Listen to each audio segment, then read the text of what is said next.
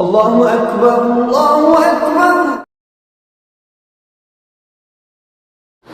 আমরা আসলে আজকে এমন একটা বিষয় নিয়ে লাইভ অনুষ্ঠান করতে যাচ্ছি। আপনারা ইতিমধ্যে হয়তো জেনে গেছেন যে একজন ব্যক্তি, তার নাম হলো কবির বিন সামাদ। আপনারা ইউটিউবে তার অনেক বক্তব্য শুনেছেন এবং নিয়মিত আপনারা তার বিভিন্ন গান বাজনা এবং বিভিন্ন দৃষ্টতা তার কথার মধ্যে ফুটে উঠেছে। সম্প্রতি একটি বিষয় নিয়ে তিনি খুবই নেতিবাচক আলোচনা করেছেন। আমরা সরাসরি তার সেই যেহেতু সময় সংক্ষিপ্ত, আমাদের সংক্ষিপ্ত সময় অনেক জবাব দিতে হবে, আমরা তার নেতিবাচক বিষয়গুলো নিয়ে একটু কথা বলার চেষ্টা করব। আর বিপুল পরিমাণে আমাদের কাছে ফোন, টেলিফোন এবং প্রচুর মেসেঞ্জারে প্রচুর মেসেজ এসেছে যে তার ব্যাপারে কিছু কথা বলা দরকার। আর আপনারা ইতিমধ্যে জানেন, দাড়ি নিয়ে প্রশ্ন করার কারণে তার ভিডিওটি ভাইরাল হয়ে গেছে। আমরা এখন ইনশাল্লাহ কবির বিন সামাদের দৃষ্টতার, উনি কী দৃষ্টতা দেখিয়েছেন, আমরা তার ভিডিও ক্লিপটা আগে শুনিয়ে আমরা কথা বলবো ইনশাআল্লাহ। দাড়ি, টুপি, লম্বা পাগড়ি পরিহিত ম্যাক্সিমাম এরা হলো ম্যাক্সিমামই হলো বেয়াদব।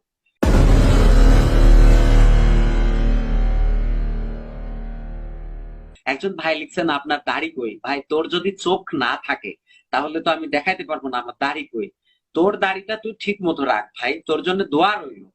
তো এই জন্য এই মানুষগুলো হলো নোংরা মানসিকতার মানুষ, এই মানুষগুলো হলো নিকৃষ্টতম মানসিকতার মানুষ।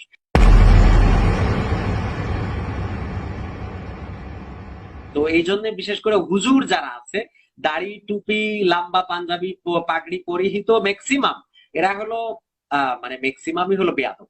এবং বিশ্বাস করেন আর না করেন, এরা হলো এত বড় বেয়াদব যে সব কিছুতে ভুল খুঁজে বের করে।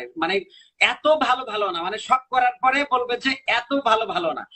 এদের জন্য মনে হয় যে ওদের জন্য ভালো কাজ করতে হবে। এরা আল্লাহর জন্য কোনো কাজ করে না, যা করে লোক দেখানো। ফাসেকি কাজ, এরা ফাসেকি ছাড়া এদের দাড়ি যদি বলেন, টুপি যদি বলেন, লম্বা জামা যদি বলেন, সবই লোক দেখানো। এবং তাদের আভ্যন্তরীণ খবর যদি আপনারা নেন তাহলে বুঝতে পারবেন যে কতটা নিকৃষ্ট এরা, এতটাই নিকৃষ্ট ম্যাক্সিমাম। এরা আল্লাহকে কখনো, আল্লাহর ভালোটাকে কখনো স্বীকার করে না। ভালো কাজটাকে এরা চোখে দেখতেই পায় না। এরা সবসময় খুঁজে বের করে কোন ভুলটা আছে, এবং ওই ভালো জিনিসটার মধ্যে এরা যদি পারতো তাহলে আল্লাহ বলছেন যে আমি এই পৃথিবীকে এত সুন্দর করে সৃষ্টি করেছি যে কোথাও কোনো ভুল ধরার সুযোগ আমি রাখি নাই। এই হুজুররা কিন্তু ঠিকই এর মধ্যে ভুল ধরে দিত আল্লাহ যদি এদের সামনাসামনি আসতো। এদের এত পরিমাণ নিকৃষ্ট মন মানসিকতা, সব সময় চিন্তা করে যে কি করে ভুল ধরবে, কি করে ভালোরে ভুল বানাবে। ম্যাক্সিমাম হুজুরদের নেগেটিভ কমেন্ট আমাদের পেজে দেখবেন যে ম্যাক্সিমাম হুজুরদের দাড়ি আছে, টুপি আছে, পাঞ্জাবি আছে, পাগড়ি আছে, এদের নেগেটিভ কমেন্ট। কেন এদের, আপনাদের কেন এত এত নিকৃষ্ট মন মানসিকতা কেন? এবং সেখানে অসংখ্য পজিটিভ কমেন্ট হলো তাদের, যারা ভালো মানসিকতার মানুষ। 50,000, 60,000, 1 লক্ষ টাকা না হইলে মাহফিলে ডেট পাওয়া যায় না। আল্লাহ রাব্বুল আলামিন এদের জন্য সম্ভবত করোনা ভাইরাসটাকে দিয়েছে যে তোরা একটু এবার পরিশ্রম করে খাও। অনলাইন মার্কেটিং করতেছে এখন কেউ বোরখা বিক্রি করতেছে, কেউ পাঞ্জাবি বিক্রি করতেছে, কেউ খাঁটি সরিষার তেল বিক্রি করতেছে। এখন ব্যবসায় আসো কেন? আমি দীর্ঘগুলো শোনালাম এবং তার প্রেক্ষিতে আমাদের কাছে প্রায় তার বক্তব্যের 6টা পয়েন্ট বের হয়েছে। কবির বিন সামাদ সে যে ভিডিওটাতে লাইভ অনুষ্ঠানে যে কথাগুলো বলছেন, সেখানে প্রায় তিনি 7টা বদ কমন করেছেন। এর মধ্যে কবির বিন সামাদ যে দৃষ্টতাগুলো আছে, প্রথম দৃষ্টতা আমি আপনাদের সামনে তুলে ধরছি। কবির বিন সামাদ উক্ত ক্লিপের মধ্যে বলেছে, 1 নাম্বার, যে হুজুর দাড়ি, টুপি, লম্বা পাগড়ি রাখে, তারা ম্যাক্সিমাম হলো বেয়াদব। এরা এত বেয়াদব যে এরা ভাষায় প্রকাশ করার মতো না। প্রথম পয়েন্টে আসি, যে হুজুর দাড়ি, লম্বা, টুপি, পাগড়ি রাখে, তারা ম্যাক্সিমাম হলো বেয়াদব। এরা এত বেয়াদব যেটা ভাষায় প্রকাশ করার মতো না। প্রশ্ন হলো, দাড়ি, টুপি, লম্বা পাগড়ি এগুলো হলো ইসলামী তাহজিব বা তামুদ্দুন।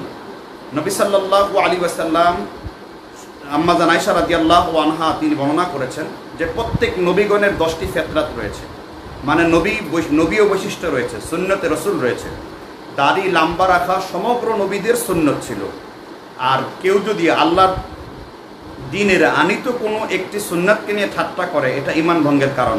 নবী সাল্লাল্লাহু আলাইহি ওয়াসাল্লাম তিনি দাড়ির ব্যাপারে স্বয়ং আল্লাহ তার কোরআনের সূরা তহার 94 নম্বর আয়াতে বলেছেন, লা তাখুযু বিলিহিয়াতি, হে আমার মায়ের পুত্র মুসা, মানে মুসাকে তার ভাই হারুন বলছেন, আমার খবরদার দাড়িতে স্পর্শ করো না।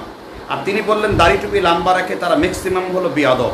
অথচ আমরা জানি দাড়িবিহীন লোকরা সমাজের মধ্যে তারা দাড়ি কাটে, তারাও জানে যে এটা একটা পাপের কাজ। কারণ নবী সাল্লাল্লাহু আলাইহি ওয়াসাল্লাম বলেছেন, ওয়ালাকিন্না রাব্বা আমারানি, আমার আল্লাহ আমাকে আদেশ করেছেন, জুজ্জু শাওয়ারে, বুককে কর্তন করো, এবং ওয়াফিরুল লাহিয়া, তোমরা দাড়িকে লম্বা করো, খেলাফুল মা'জুজ, এবং মূর্তি পূজারীদের বিরোধিতা করো। সহিহ বুখারীর কিতাবুল লেবাস 5074 নম্বর হাদিস, বিদায়া ওয়া নিহিয়ার মধ্যে এই আলোচনাটা দ্রষ্টব্য রয়েছে।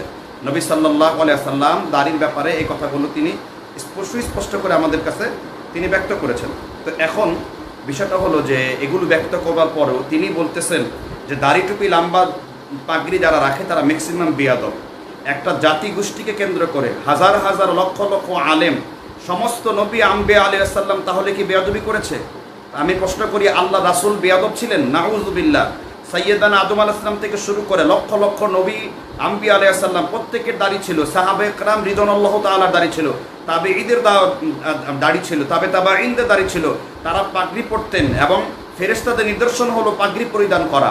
যদিও পাগড়ি পরিধান করার ফজিলতের হাদিস নাই, কিন্তু পাগড়ি ব্যবহার করার হাদিস দৃশ্যমান রয়েছে।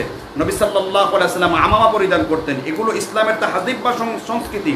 এগুলিকে নিয়ে যে ঠাট্টা উপহাস মাজাক করে, আমি মনে করি সারা পৃথিবীর যত আলেম রয়েছেন, যত মাসলাকের আলেম রয়েছেন, সে দাওবন্দি হোক কিংবা সে সুন্নি অনুসারী হোক কিংবা যার সম্পর্ক আহলে সুন্নাত ওয়াল জামাআতের দিক থেকে রয়েছে, প্রত্যেকটা ব্যক্তির অবস্থান থেকে এই কথাগুলো, এই ভণ্ডকে প্রতিবাদ করা এটা আমাদের ইমানি দায়িত্ব। এমনকি জামাত ইসলামের যারা মুখপাত্র রয়েছেন, যে সমস্ত আলেম রয়েছেন, স্কলার রয়েছেন, তারা প্রত্যেকে দাড়ি টুপি রাখে। আল্লামা দেলোয়ার হোসেন সাঈদী দাড়ি টুপি রেখেছেন, অধ্যাপক গোলাম আজম দাড়ি টুপি রেখেছেন, মাওলানা আব্দুর রহিম দাড়ি টুপি রেখেছেন, সাঈদে বলালা মওদুদ দাড়ি টুপি রেখেছেন। তাহলে দাড়ি টুপি রাখা যদি ম্যাক্সিমাম বেয়াদব হয়, তাহলে বেয়াদব তো সাঈদী হয়, বেয়াদব তো মওদুদি হয়, বেয়াদব তো গোলাম আজম হয়, বেয়াদব তো তারিক মনোয়ার হয়। নাউযুবিল্লাহ।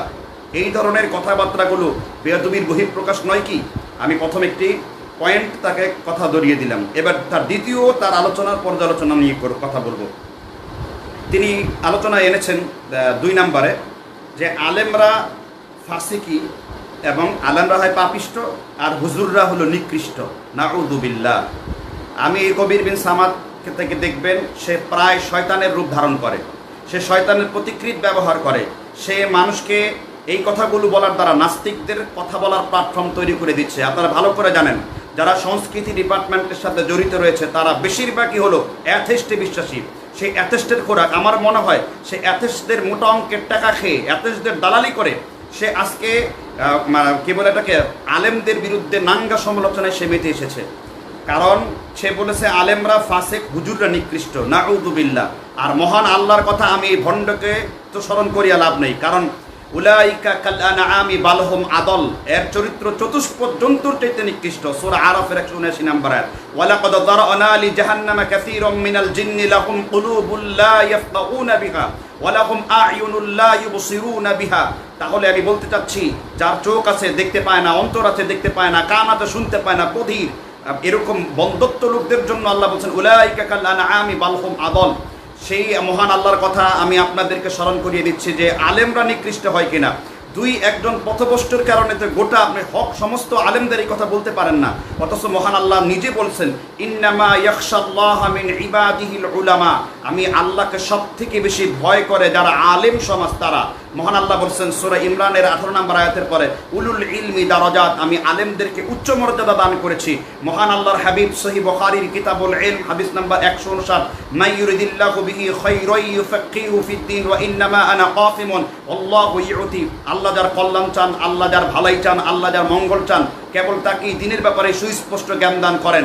নবী সাল্লাল্লাহু আলাইহি ওয়াসাল্লাম আরো বলেছেন, সমুদ্রের মাছ থেকে শুরু করে ছোট্ট একটা পিপিলিকা পর্যন্ত একজন আলেমের জন্য মাগফিরাতের দোয়া করে। আল্লাহ রাসূল সাল্লাল্লাহু আলাইহি ওয়াসাল্লাম বলেছেন, ইন্না মিন আশরাতিস সাআ ইরফাউল ইলমু, কিয়ামতের একটি শর্ত হলো জ্ঞানকে উঠিয়ে নেওয়া হবে, এবং যারা আলেম, হক্কানি আলেম, তাদেরকে উঠিয়ে নেওয়ার মাধ্যমে দিন শূন্য করে দেওয়া হবে।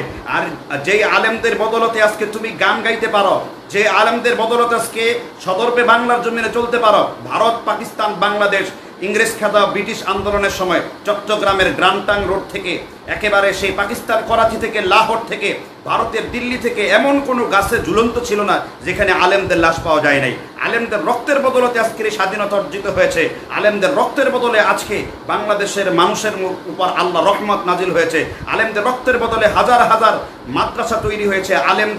আলেমদের কুরবানির বদলতে লক্ষ লক্ষ আলেম ওলামা তৈরি হয়েছে। হাফেজ কোরআন, মুহাদ্দিস, মুফতি, ফকি, শেখ, মাদানী, আজহারি, আলেমদের বদলতে। অথচ সে সমস্ত আলেমদেরকে কেন্দ্র করে সে বলেছে আলেমরা হলো, হুজুররা হলো নিকৃষ্ট, নাউযুবিল্লাহ। তাকে দাড়ি ব্যাপারে প্রশ্ন করতে সেই ধরনের কথা বলছে, সেই ধরনের কথা বলতে পারে। তাই আমি বলবো অনতিবিলম্বে যারা আইন শৃঙ্খলা বাহিনীর দৃষ্টি নিবন্ধন করতে চাই তাকে ধরে আইনের আওতায় আনা হোক, কিংবা বাংলাদেশের সমস্ত আলেমরা তাদের অবস্থান থেকে এই ভণ্ডের মুখ উন্মোচন করে দেওয়া উচিত, এবং জামাত ইসলামের পক্ষ থেকে তার বিরুদ্ধে কঠিন পদক্ষেপ নেওয়া উচিত। কেন এই ভণ্ডামি করে যাচ্ছে? আল্লাহ আমাদেরকে বুঝবার তৌফিক দান করুন। এবার এই কবির বিন সামাদের তৃতীয় একটি কথা, যেই কথা বলার দ্বারা কাফের হয়ে যায় মানুষ, যেই কথা বলার দ্বারা কাফের হয়ে যায় মানুষ, যেই কথা বললে মানুষ কাফের হয়ে যায়। আল্লাহ সুবহানাহু ওয়া তাআলা সম্পর্কে, আল্লাহ জাল্লা শানুহু সম্পর্কে দৃষ্টতার একটি সীমা রাখা থাকা উচিত। কবির বিন সামাদ উক্ত ভিডিও ক্লিপের মধ্যে বলেছেন যে হুজুররা যদি পারতো আল্লাহর ভুল ধরতো, নাউযুবিল্লাহ, নাউযুবিল্লাহ, হুজুররা যদি পারতো মহান আল্লাহর নাকি ভুল ধরতো। অথচ আল্লাহ তাআলা সমস্ত, এই জন্য আল্লাহকে বলা হয়েছে যে আমি হলাম সুবহানাহু ওয়া তাআলা, সমস্ত ভুল ত্রুটির ঊর্ধ্বে। ওয়া ইযা আরাদা শাইআন আইয়াকুলা লাহু কুন ফায়াকুন, আমি আল্লাহ বলছি হওয়ার হতে শুরু করা হয়ে গেছে। ওয়ামা খলাকনাস সামাওয়াতি ওয়াল আরদা ওয়ামা বাইনাহুমা লাইবিন, আল্লাহ তাআলা বলেছেন তোমরা মনে করেছো আমি পৃথিবীর সবকিছু সৃষ্টি করেছি খামোখা। ফাআলুল লিমা ইউরিদ, আমি আল্লাহ যা ইচ্ছা তাই করি, আমি কারো মুহতাজ নই। এই কথাগুলো তাওহীদের খেলাফ, এই কথাগুলো আল্লাহর একত্ববাদের খেলাফ, এই কথাগুলো ইসলামী আকাইদের খেলাফ। অথচ এই ভণ্ড আল্লাহর যোগ্যতা নিয়ে প্রশ্ন তুলেছে। ইসলামী শরিয়া থাকলে তাকে এই মুহূর্তে তার গর্দান উড়িয়ে দেওয়া হতো। ইসলামের শরিয়ার আলোকে থাকলে, যেহেতু এটা বাংলাদেশ, শতকরা এখানে 90% বেশি মুসলিম। আমাদের বাংলাদেশ একটা পৃথিবীর এশিয়া মহাদেশের সর্ববৃহৎ মুসলিম দেশের অন্যতম। যেহেতু এদেশের সংসদ ভবনে এখনও বিসমিল্লাহ বলা হয়, এদেশের মানুষ এখনও মসজিদের মিম্বার থেকে আজান বের হয়, তাই বলবো এই ভণ্ডকে আইনের আওতায় আনা উচিত এবং সর্বোচ্চ শাস্তি দেওয়া উচিত। কেন নবী সাল্লাল্লাহু আলাইহি সাল্লাম বলেছেন মান বাদদালাহু দ্বীন, কেউ যদি আল্লাহর দ্বীনকে পরিবর্তন করে ফাকতুলহু, তাহলে তোমরা তার ফাঁসি কার্যকর করো, মৃত্যুদণ্ড কার্যকর করো।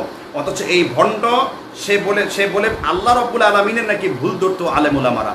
সুতরাং আমার কাছে প্রশ্ন হলো, সে এই কথা সাহস পায় কি করে? এটা পাওয়ার কারণ হলো সারাদিন সে নাটক চর্চা করে, এটা পাওয়ার কারণ হলো সারাদিন সে সিনেমার মধ্যে মগ্ন থাকে, এটা পাওয়ার কারণ হলো আপনাদের হয়তো মনে আছে ক্যাটরিনা মাসুদ, রানওয়ে ছবির পরিচালকের কথা। ফরিদপুর গৌহরডাঙ্গায় পড়া শুরু করার পরে, এই লাইনে আসার পরে সে নিজেকে আর ধরে রাখতে পারে না। মাদ্রাসা ছাত্র হওয়ার পরও শেষে সে খ্রিস্টান এক মেয়েকে বিয়ে করেছে, শেষে সে পথভ্রষ্ট হয়েছে, শেষে আল্লাহ তাকে জিল্লতি অবস্থায়, অ্যাক্সিডেন্ট অবস্থায় গাছের ডালা পড়ে সে দুনিয়া থেকে বিদায় নিয়েছে। সুতরাং আমি মনে করি এই ভণ্ডদের পরিণতি এরকম হবে, এরা মরার আগে পর্যন্ত তাদের কঠিন খাসরাত হবে, দুনিয়ায় তাদের হবে কঠিন পরিণতি, আর আখেরাতে তাদের জন্য রয়েছে মর্মদগ্ধ অনেক অসাধারণ কঠিন আযাব তাদের জন্য রয়েছে। এই জন্য কবির বিন সামাদকে এটা ওয়ান দিয়ে দেওয়া উচিত, প্রত্যেক আলেমদের তার অবস্থান থেকে প্রতিবাদ করা উচিত।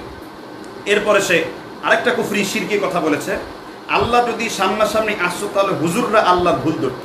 নাউযু বিল্লাহ, মহান আল্লাহ তাআলা সকল কিছুর মধ্যে রয়েছে। ওয়াসিআ কুরসিয়ুহুস সামাওয়াতি ওয়াল আরদ, আয়াতুল কুরসি সূরা বাকারা 255 নম্বর আয়াত।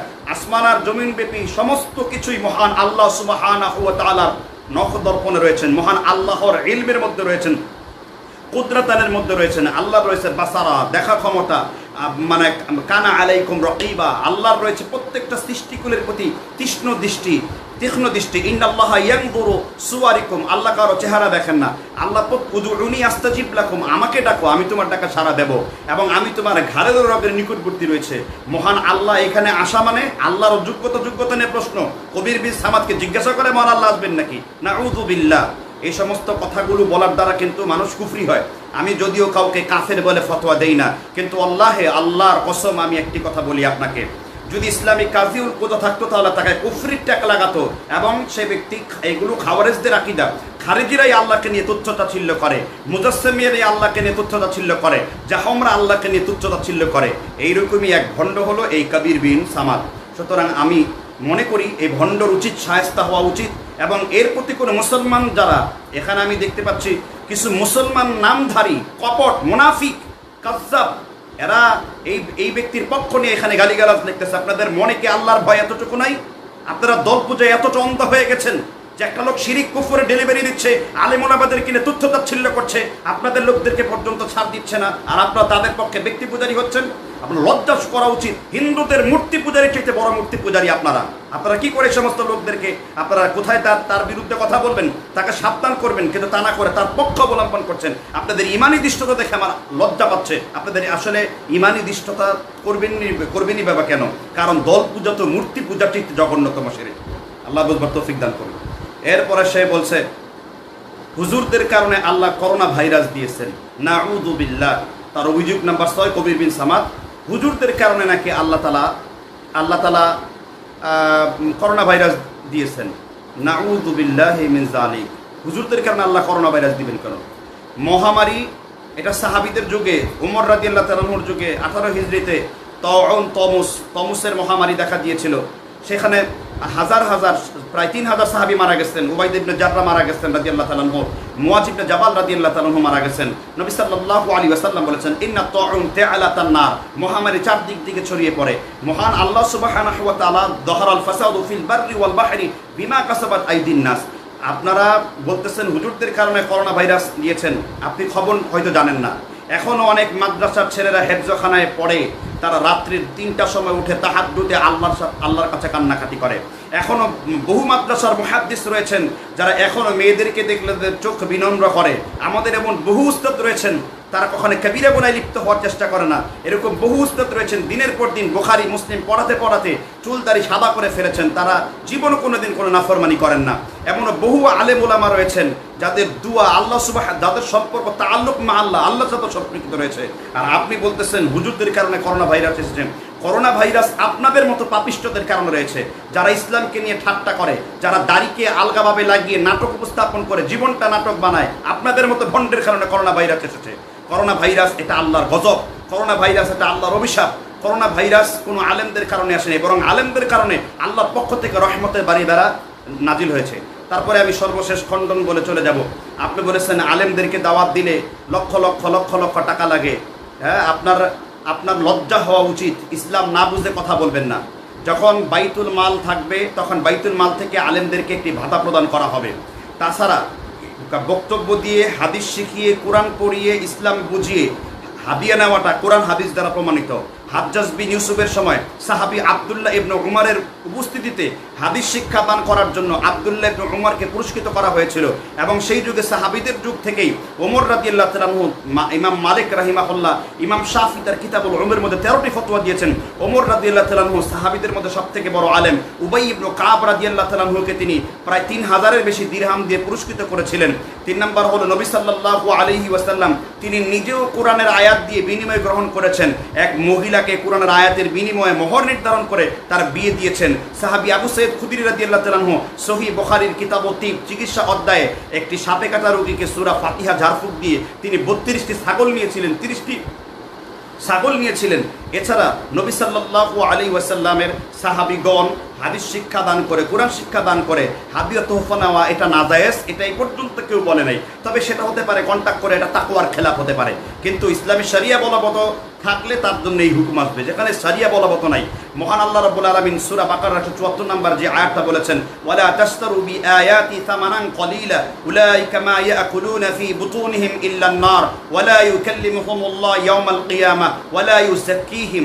যে আয়াতটা বলা হয় যারা আল্লাহর আয়াতকে মানুষের নিকট বিক্রি করে দেয় তাদের পেটকে আগুন দ্বারা পরিপূর্ণ করা হবে। আপনারা, আমি এখানে অনুরোধ জানাবো, যতজন লোক লাইভে আসছেন এবং এই কথাটা পৌঁছাবেন, আপনি ইবনে কাসির বের করে দেখবেন এই আয়াতটা ইহুদিদের শানে নাজিল হয়েছিল। ইহুদিরা তারা তাদের কোরআনকে তাহারিফ করতো, পরিবর্তন করত, তখন তাদের প্রেক্ষিতে আয়াত নাজিল হয়েছে ওয়ালা তাশতারু বিআয়াতি সামানান কলিলা। এটা আলেমদের ব্যাপারে, হক্কানি মুহাদ্দিসদের ব্যাপারে, মুফতির ব্যাপারে, খতিবের ব্যাপারে, একজন দায়ীর ব্যাপারে এই ধরনের কথাবার্তাগুলো বলা হয় নাই।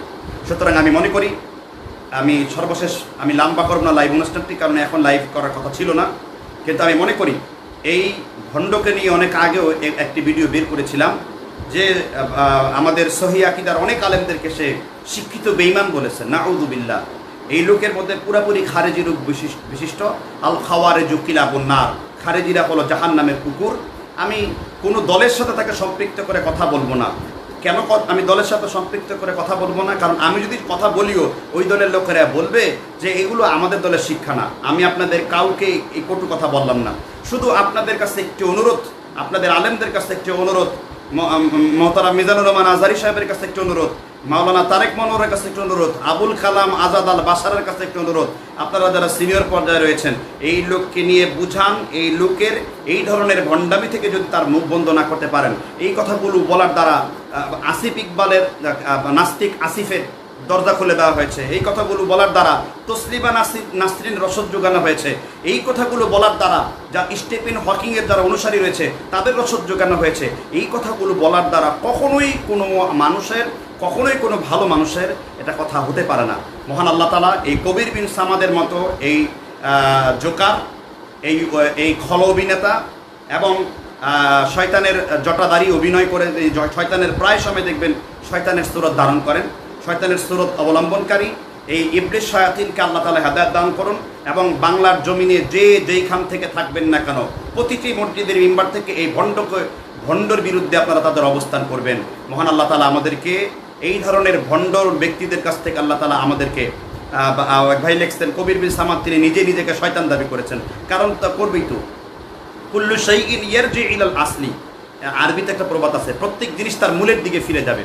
সে নিজের শয়তান, তো এই জন্যই তিনি নিজেকে শয়তান দাবি করেন। আল্লাহ তাআলা এই শয়তানকে হেফাজত করুন। যেহেতু তিনি নিজেকে শয়তান দাবি করেন, আমাদের আর এখানে বলার কোনো কিছুই নাই। আল্লাহ তাআলা আমাদেরকে তখন এই জিনিসটা বুঝবার তৌফিক দান করুন। যারা অন্ধ অনুসারী আছে দয়া করে বলবো এই ধরনের ভণ্ডামি লোকদের থেকে আপনি আপনি এখান থেকে বের হওয়ার চেষ্টা করেন। মহান আল্লাহ সুবহানাহু ওয়া তাআলা আমাদেরকে বুঝবার তৌফিক দান করুন। মহান আল্লাহ সুবহানাহু ওয়া তাআলা আমাদেরকে অবশ্যই এই ধরনের ভণ্ডামি থেকে, যত ভণ্ডামি রয়েছে সেই ধরনের ভণ্ড থেকে আল্লাহ তাআলা আমাদের বুঝবার তৌফিক দান করুন। আমিন। সুবহানাকাল্লাহুম্মা বিহামদিকা আশহাদু আল্লা ইলাহা ইল্লা আনতা আস্তাগফিরুকা ওয়া আতুবু ইলাইক। আসসালামু আলাইকুম ওয়া রাহমাতুল্লাহি ওয়া বারাকাতুহু।